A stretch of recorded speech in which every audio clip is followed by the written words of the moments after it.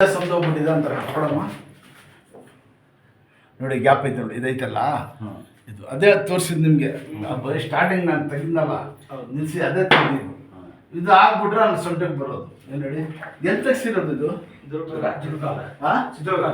ಅಲ್ಲಿ ಅಲ್ಲಿ ಮಾರ್ಕ ಕೃಷ್ಣ ಇಟ್ಕೊಳ್ಳಿ ಗೋಡೆ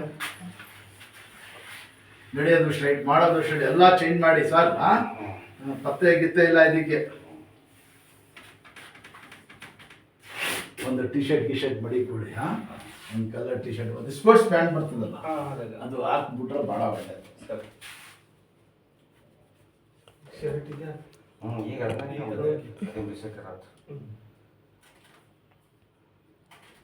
ಕಟ್ಟಿ ಮೇಲೆ ಪಂಚೆ ಯಾವ್ದು ಅಷ್ಟ ಸರ್ ನಡೆಯೋದು ಸ್ಟ್ರೈಟ್ ಮಾಡಿ ಅದೇ ಮಾಡಿದ್ದು ಇದೈತಲ್ಲ